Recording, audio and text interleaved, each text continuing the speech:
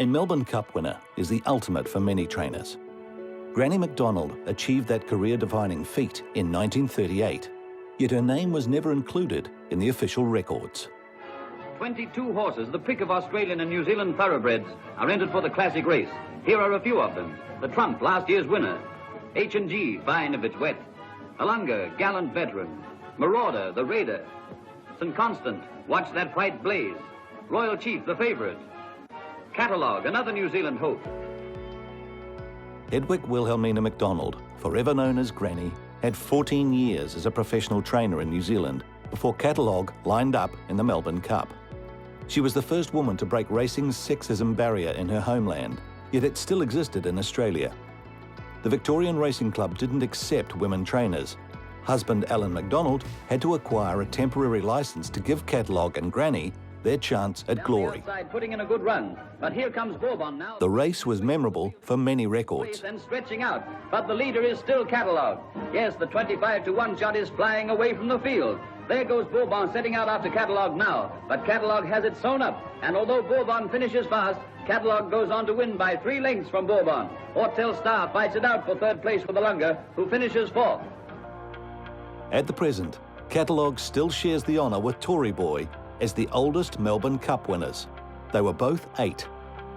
The historic victory sparked a press debate about women's rights of racing, but it couldn't change the race records.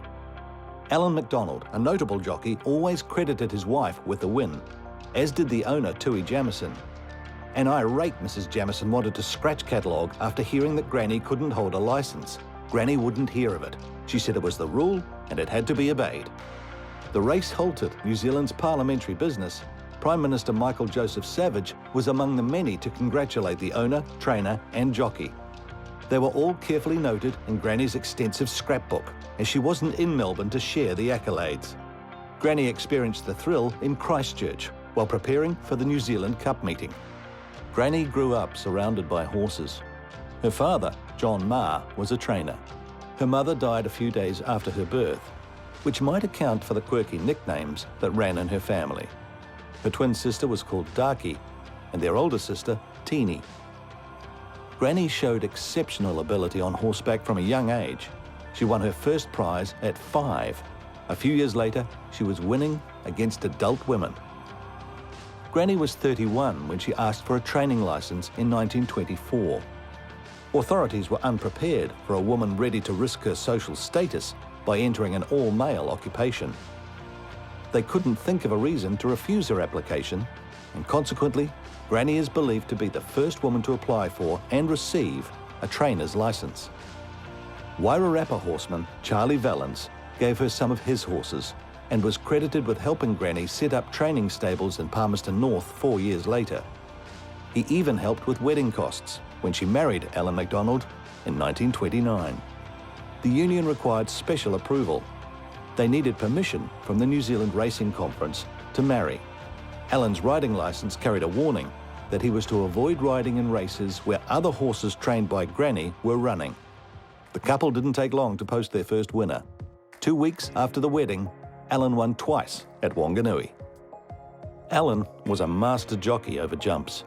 He was the leading jumps rider 6 times during the 1920s and won the Great Northern Steeples 3 times. But Granny soon attracted her own headlines. It took just 4 years to rise to 7th equal on the trainers' table. In the 1929-30 season, she was 5th and was never out of the top 20 for the next decade. For 8 seasons, Granny was among the top 10 trainers. Granny had the rare ability to train every type of winner: 2-year-old races, classics, cups, handicaps, sprints, hurdles, and steeplechases. The Melbourne Cup was a highlight.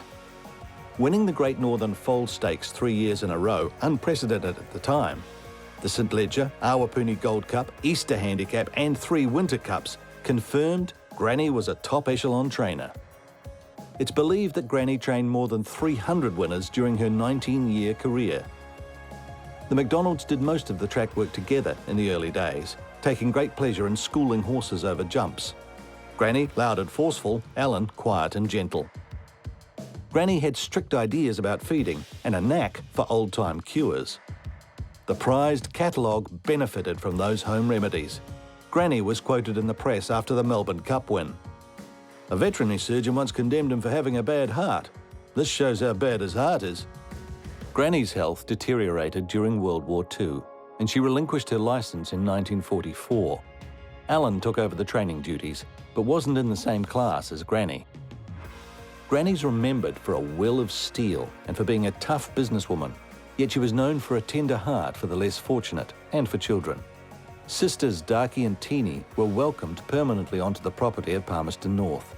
Behind that family home is McDonald Place, a cul-de-sac in suburbia that will be a permanent tribute to Granny McDonald, the woman who trained a Melbourne Cup champion and broke racing stereotypes.